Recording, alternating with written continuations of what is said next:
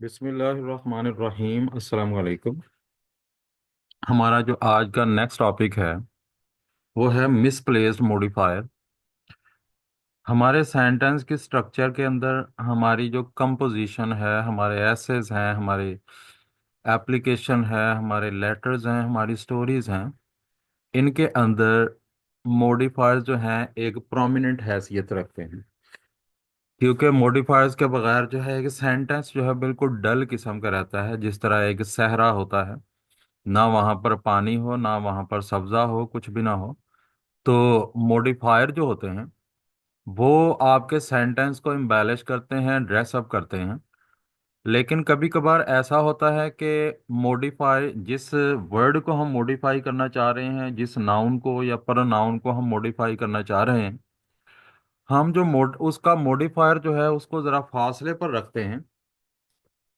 वो जरा फासले पे हम रखते हैं, जिसकी वजह से हमारी जो ग्रामर है, हमारा जो सेंटेंस है, वो कुछ ज्यादा कंप्रीहेंसिबल नहीं रहता। तो आज हम इसी टॉपिक पे बात करेंगे कि मिसप्लेस्ड मॉडिफायर्स क्या होते हैं। मिसप्लेस्ड मॉडिफायर्स जो होते हैं, सबसे पहले तो ये समझ लें कि मॉडिफायर्स क्या होते हैं। क्लास के अंदर मैं पहले भी बता चुका हूं कि मॉडिफायर्स जो है वो दो किस्म के होते हैं, एडजेक्टिव और एडवर्ब्स।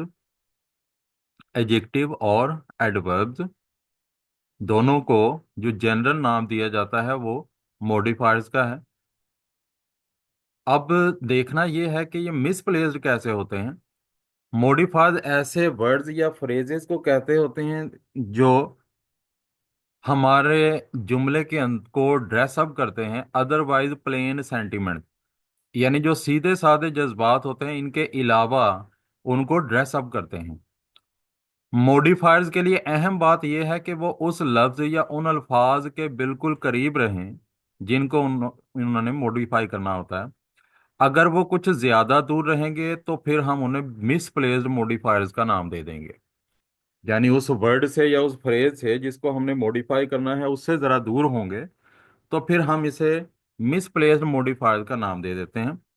अगर कुछ ये ज्यादा दूर होंगे तो ये बिल्कुल इस तरह दिखाई दे रहे होंगे कि जैसे वो किसी और चीज को मॉडिफाई कर रहे हैं, जिसको हम मॉडिफाई करवाना चाह रहे हैं उसको मॉडिफाई वो नहीं कर रहे होते। यहाँ पर कुछ एग्जाम्पल दी गई हैं। ठीक है, ग्रामेटिकल एरर्स के अंदर कैसे हैं, किस तरह कंफ्यूजन जो है रीडर को बन सकती है अगर मॉडिफायर मिसप्लेस कर दिया जाए।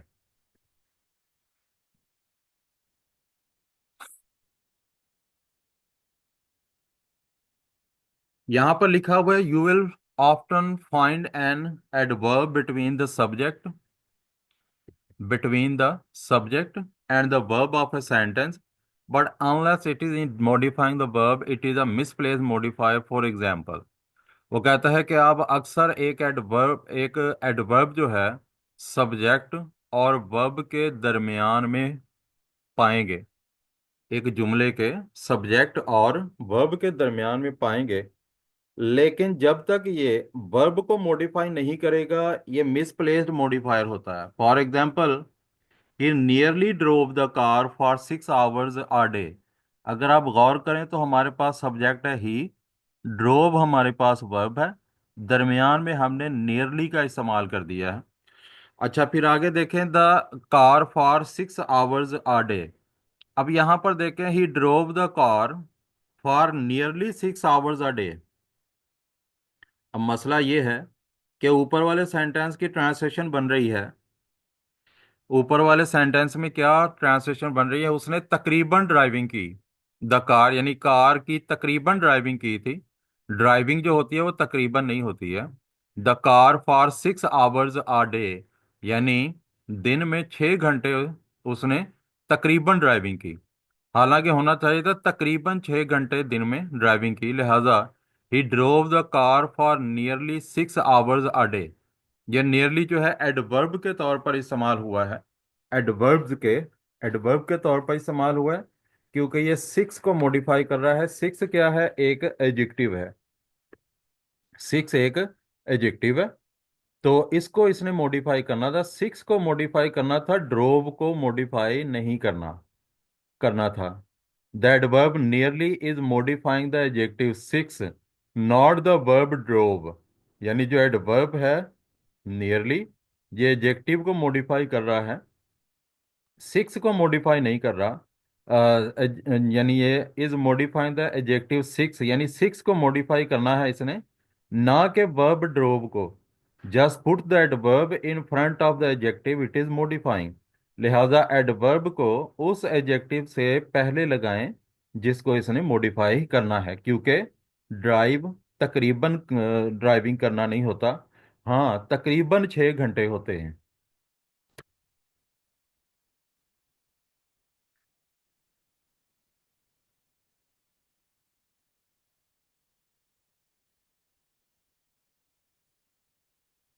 अच्छा जी, नेक्स्ट हमारा टॉपिक है adverb and adjective as misplaced modifiers.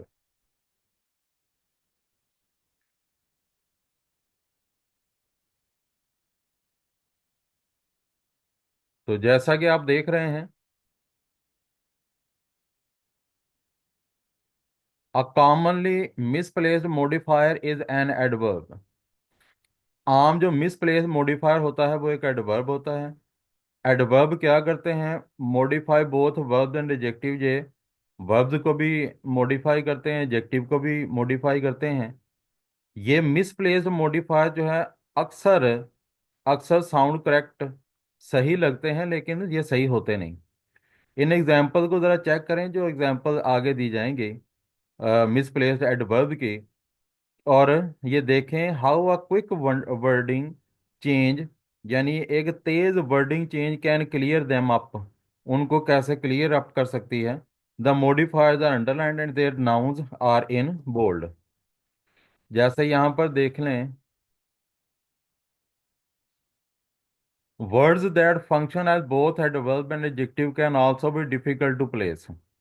A word like only, for example, could modify a noun, verb or adjective depending on where it is in the sentence. अल्फाज जो हैं वो एडवर्ब के तौर पर भी इस्तेमाल हो सकते हैं, एडजेक्टिव के तौर पर भी इस्तेमाल हो सकते हैं। ठीक है, ऐसे अल्फाज जो एडवर्ब्स और एडजेक्टिव दोनों के तौर पर इस्तेमाल हो सकते हैं, बाज़ औक़ात उनको प्लेस करना, उनको लोकेट करना, उनको किसी जगह पर रखना बड़ा मुश्किल हो सकता है। जैसे लफ्ज़ है ओनली, मिसाल के तौर पर, ये नाउन को भी मॉडिफाई करेगा, वर्ब को भी मॉडिफाई करेगा, एडजेक्टिव को भी मॉडिफाई करेगा। और इसका दारोमदार इस बात पर है कि सेंटेंस के अंदर ये कहाँ पर इस्तेमाल हो रहे हैं। मिसाल के तौर पर, मिसप्लेस्ड मॉडिफायर है, only pastor Johnson gave me $5 to clean all his side box. Only pastor Johnson gave me $5 to clean all his side box. अब इसमें पास्टर ऑन के साथ ओनली का इस्तेमाल हुआ, यानी एडजेक्टिव का इस्तेमाल हुआ। लेकिन अगर आप आगे देखें इसकी correction, pastor Johnson gave me only $5 to clean all his side box, इसने आना था फाइव के साथ, ओनली $5 के साथ, to clean all his side walk. मतलब क्या है, मफहूम बदल जाता है।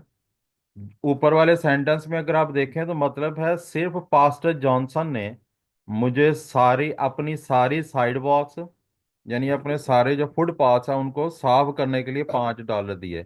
किसने दिए? सिर्फ पास्टर जॉनसन ने। मसला ये है कि साइड बाथ उसकी अपनी है, साइड बाथ उसकी अपनी है, तो जाहिर है पास्टर, सिर्फ पास्टर ने ही उसको पैसे देने थे। लिहाजा ओनली यहाँ पर इस्तेमाल करना अननेसेसरी है, ये गलत है।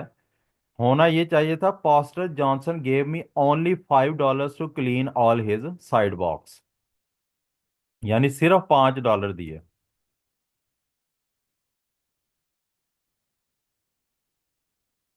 एग्जाम्पल नंबर 3 जरा देखें, फेल्ड एग्जाम।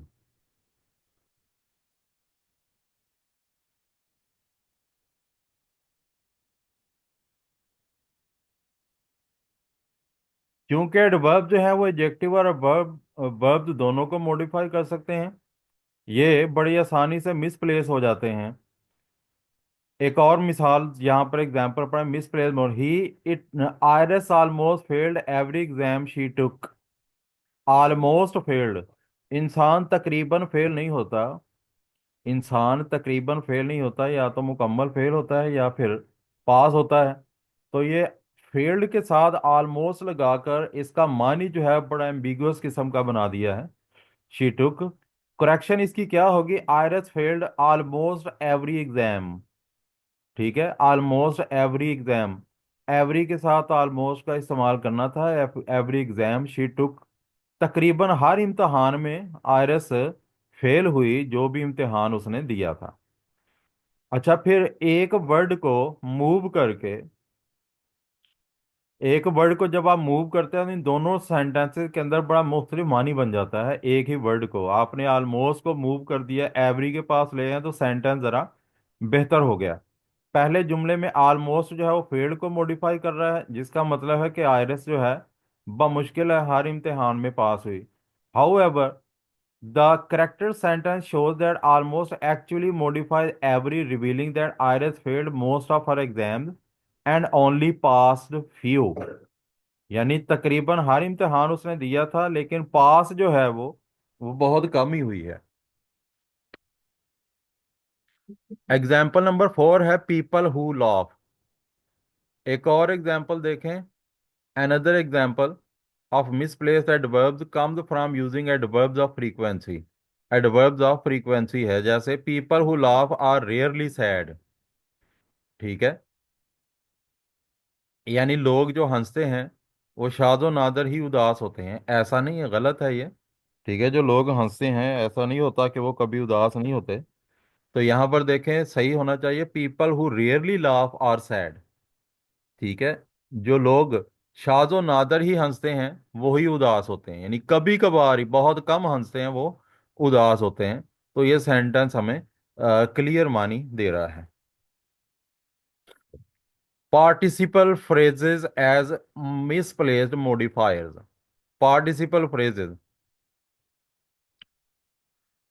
अच्छा, इससे फर्क नहीं पड़ता कि किस किस्म की फ्रेज आप इस्तेमाल कर रहे हैं मॉडिफायर के तौर पर।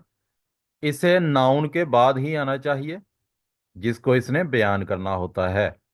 Participle phrases are easy to misplace because they often come at the beginning or end of a sentence, while the word they are modifying might be in the middle of the sentence। Participle phrases जो होती हैं इनको बड़ी आसानी से misplace किया जा सकता है, क्योंकि ये अक्सर जुमले के शुरू में आती हैं या जुमले के आखिर पर आती हैं, जबकि लफ्ज जिसको ये मॉडिफाई कर रही होती हैं वो सेंटेंस के मिडल में हो सकता है। अब आगे इनकी एग्जांपल जरा देखें पार्टिसिपल फ्रेजेस की। जैसे एग्जांपल नंबर 5 है मैरीज बर्थडे है, ये इसका टाइटल मैंने दिया है। Starting a sentence with the participle phrase is an effective way to vary your sentence structure। Sorry। However, be sure that your subject comes right after your modifier in these cases। For example, वो कहता है कि एक जुमले को एक participle phrase से start करना एक मौसर तरीका होता है अपने सेंटेंस की स्ट्रक्चर को ज़रा मुख्तलिफ बनाने के लिए। बहरहाल, आपको ये श्योर होना चाहिए कि आपका सब्जेक्ट जो है आपके मॉडिफायर के बाद आए। In these cases for example, misplaced modifier है eagerly waiting awaiting her birthday, Mary's presents were all picked up and admired by Mary many time throughout the day. Eagerly awaiting her birthday, Mary's presents were all picked up. ठीक है, आप simply Mary's presents were all picked up and admired by Mary many times. अब जरा correction इसकी देखें। Eagerly awaiting her birthday, Mary picked up and admired her presents many times throughout the day. ठीक है, Mary's presents were all picked up, ये गलत है। ठीक है, मैरिज प्रेजेंट यहाँ पर सब्जेक्ट जो बन जाता है वो मैरिज प्रेजेंट है। इसका मतलब बनता है कि मैरी के प्रेजेंट जो थे वो बर्थडे का इंतजार कर रहे थे, जबकि इंतजार कौन कर रही थी, मैरी अपने बर्थडे का इंतजार कर रही थी बड़े शौक के साथ। लिहाजा मैरी का इस्तेमाल यहाँ पर होता है। पहला सेंटेंस जो है मीनिंग यूं दे रहा है कि जैसे मैरी के प्रेजेंट जो है वो मैरी के बर्थडे का इंतजार कर रहे थे, चूंकि प्रेजेंट्स किसी भी किस्म के जज्बे का इजहार नहीं कर सकते। जो तोहफे हैं वो तो नहीं जज्बे का इजहार करते, या फीलिंग ईगर या फिर शौक का इजहार करें। It is unlikely that this modifier is return correctly, यानी ये बिल्कुल भी इम्कान नहीं है कि ये मॉडिफायर सही लिखा गया है। The most logical explanation is that Mary was eagerly waiting her own birthday. Mary जो थी वो खुद शौक के साथ अपनी अपने बर्थडे का इंतजार कर रही थी। एग्जाम्पल नंबर 6 है miss travel. It is easy to mistake which noun you are modifying with the participle phrase, but it is important to check your meaning. Check out another example of a participle phrase as misplaced modifiers.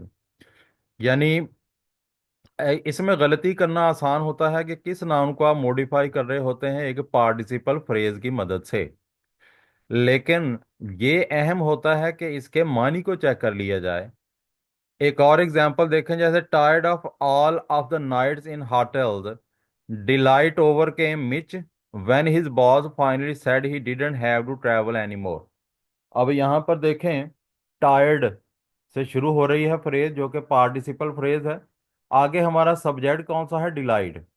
हमने पीछे बयान किया है जो हमारी participle phrase है, जो हमारी पार्टिसिपल फ्रेज है वो सब्जेक्ट से पहले आनी चाहिए जिसको उसने मॉडिफाई करना होता है। अच्छा ये बताओ कि होटलों में तमाम रातें रातों थक कर खुशी ने खुशी ने मिच को ओवरकेम कर लिया, मिच को ओवरकेम कर लिया। ठीक है, तो ये जो पीछे पार्टिसिपल फ्रेज है इसका ताल्लुक डिलाइट से नहीं है, डिलाइट से नहीं है।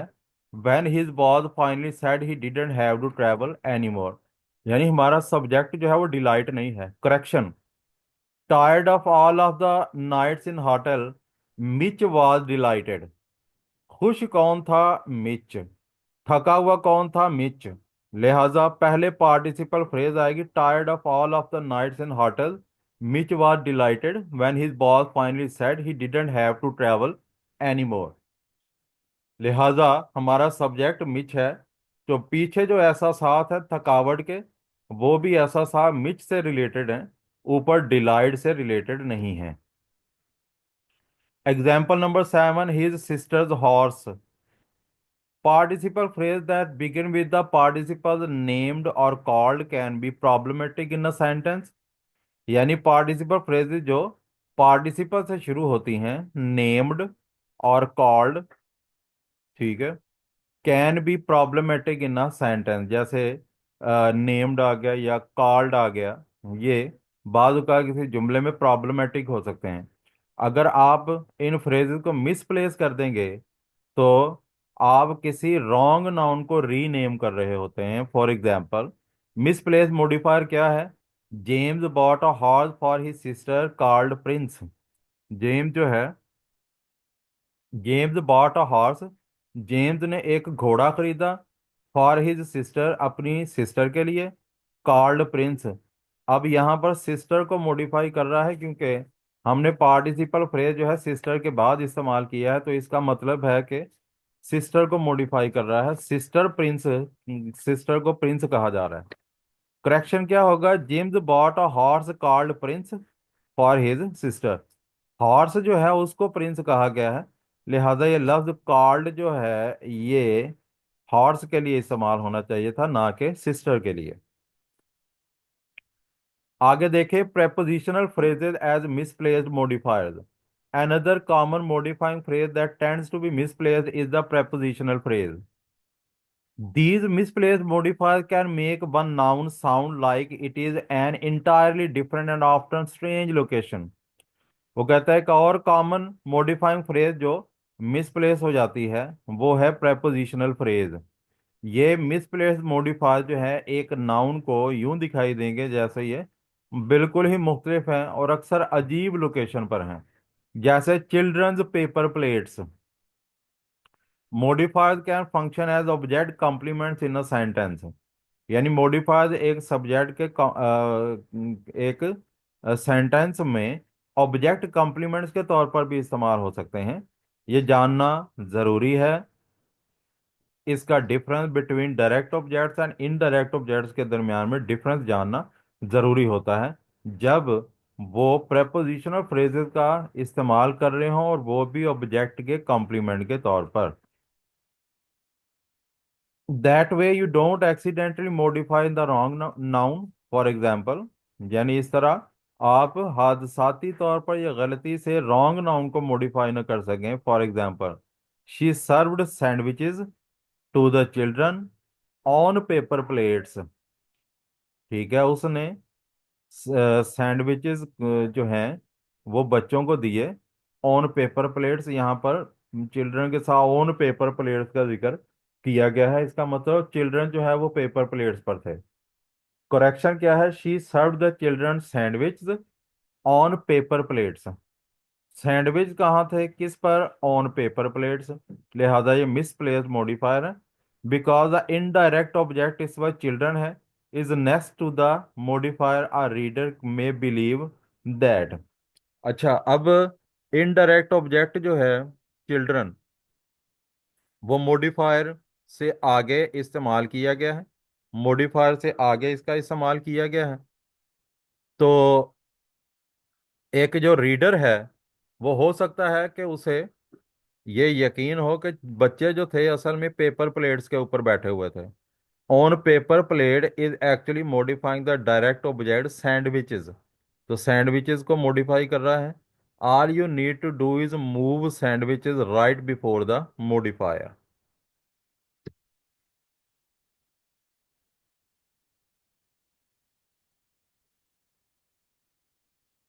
Puppies and kittens, prepositional phrase can also modify verb but only when they are next to those verbs।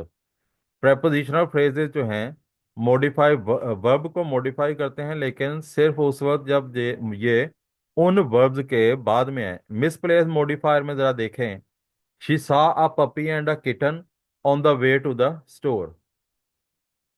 On the way to the store, उसने किटन्स और एक उसने पपी को और एक किटन को देखा on the way to the store, कि वो स्टोर की तरफ जा रहे थे। गलत है, on the way to the store she saw a puppy and a kitten. Store की तरफ कौन जा रहा था, शी। किटन और पपी और किटन जो है वो तो स्टोर पर कोई चीज खरीदने नहीं जा सकते ना, लिहाजा शी जा सकती है। लिहाजा शी से पहले आप इस्तेमाल करें on the way to the store, she saw a puppy and a kitten.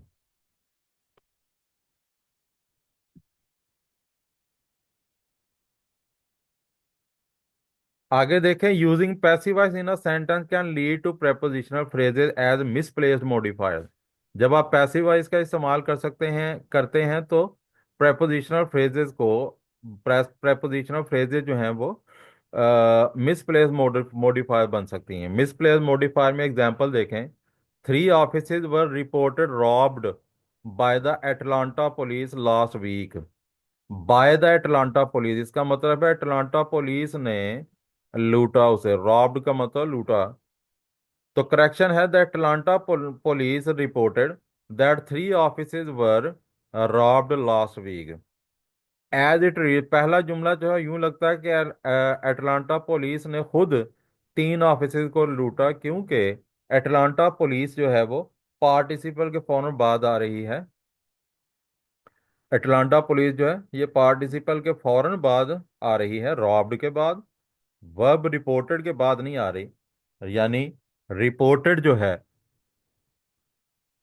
Reported report किसने किया था, एटलांटा पुलिस ने। एटलांटा पुलिस ने रिपोर्ट किया था कि तीन ऑफिसेज जो हैं पिछले हफ्ते लूट लिए गए थे। तो यहाँ पर थोड़ी सी मिसप्लेसमेंट हो गई।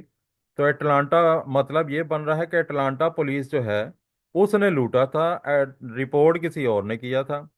अगर आप पैसिव वॉइस को टू द एक्टिव वॉइस में चेंज कर लें तो आपको पता चलेगा कि एटलांटा पुलिस जो है वो सेंटेंस का सब्जेक्ट है, रिपोर्टेड उसका वर्ब है, और that three offices were robbed last week, के तीन ऑफिसेज जो थे वो पिछले हफ्ते लूटे गए, is a noun phrase functioning as a direct object.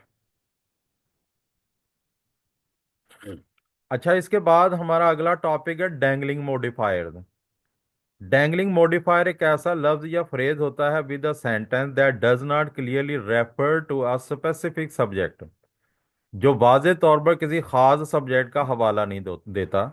How can a dangling modifier be recognize? Dangling modifier जो है, इसको कैसे आप रिकॉग्नाइज कर सकते हैं, पहचान सकते हैं? Dangling modifiers are most often found as the opening phrase of a sentence. किसी जुमले की ओपनिंग फ्रेज हो सकती है। However they can be found at the end of sentences as well. ये सेंटेंस के आखिर पर भी मिल सकते हैं। Dangling modifier frequently contain verbs ending in ING. Dangling modifier जो है अक्सर अक्सर जो है वो इस्तेमाल होते हैं आईएनजी में, और begin with the word to, और लफ्ज टू से ये शुरू होते हैं। डैंगलिंग मॉडिफायर, जैसे to be excused from a class a doctor's note is required. यानी एक क्लास से छुट्टी लेने के लिए डॉक्टर का नोट रिक्वायर है। ये सेंटेंस जो है वाज़े तौर पर बयान नहीं कर रहा है कि किसको डॉक्टर का नोट चाहिए छुट्टी लेने के लिए। The dangling modifier begins with the word to. Correction अब यूं होगी, to be excused from a class, students are required to present a doctor's note. ठीक है, किन को डॉक्टर्स नोट की जरूरत है? स्टूडेंट्स को। किस लिए? To be excuse from a class, यानी किसी क्लास से छुट्टी लेने के लिए। Misplace modifiers versus dangling modifiers, दोनों में फर्क क्या है? डैंगलिंग मॉडिफायर जो है मिसप्लेस मॉडिफायर के बिल्कुल मुतरादिफ है, लेकिन जरा सा मुख्तलिफ किस्म का ग्रामेटिकल एरर कंटेन करता है। जब जब मिसप्लेस मॉडिफायर्स अल्फाज से दूर होते हैं, ठीक है, जिनको इन्होंने मॉडिफाई करना होता है, डैंगली मॉडिफायर ये किसी को मॉडिफाई नहीं करता बिल्कुल भी। देयर वर्ड्स आर एब्सेंट, सिर्फ इनके अल्फाज एब्सेंट होते हैं, इसलिए ये डैंगलिंग बन जाते हैं। Example of dangling modifiers include, जैसे inspired by all the travel books, Greece is a beautiful place. अब सवाल ये पैदा होता है कि इंस्पायर कौन था? ग्रीस था। Hoping to earn a free ticket the train left away. अब यहां पर मतलब ये बन रहा है कि ट्रेन जो है वो एक फ्री टिकट की उम्मीद कर रही थी। पता नहीं चल रहा who hoped to earn a free ticket, यानी किसको फ्री टिकट हासिल करने की उम्मीद थी, इसका जिक्र नहीं है, लिहाजा ये डैंगलिंग मॉडिफायर है। Without introducing me the conversation continued. Who didn't introduce me, किसने मुझे इंट्रोड्यूस नहीं करवाया, लिहाजा ये डैंगलिंग मॉडिफायर है। You are most likely to see phrases left as dangling modifiers since it is easier to overlook a disconnection between a phrase and the rest of the sentence। आपका गालिब इम्कान है कि उन फ्रेजेस को देख लें जो डैंगलिंग मॉडिफायर्स के तौर पर लेफ्ट कर दी गई हैं, चूंकि it is easier to overlook a disconnection between a phrase and the rest of the sentence. यानी एक फ्रेज और बाकी जुमले के दरमियान जो डिसकनेक्शन है उसको नजरअंदाज करना निस्बतन आसान होता है। Luckily correcting dangling modifier is easy. तो ये आज हमारा टॉपिक दो चीज़ों पर था। एक हमारा था मिसप्लेस्ड मॉडिफायर्स और एक डैंगलिंग मॉडिफायर्स। डैंगलिंग मॉडिफायर्स में हमें सब्जेक्ट का पता नहीं होता, ठीक है, कि किसको ये मॉडिफाई कर रहे हैं। मिसप्लेस्ड मॉडिफायर्स गलत जगह पर लगाए गए मॉडिफायर्स होते हैं, जिनको हमने जिन वर्ड्स को हमने मॉडिफाई करना होता है उन वर्ड्स को वो मॉडिफाई नहीं कर रहे होते, किसी और वर्ड्स को मॉडिफाई कर रहे होते हैं, इसलिए हम इन्हें मिसप्लेस्ड मॉडिफायर्स का नाम देते हैं। तो उम्मीद है कि आज का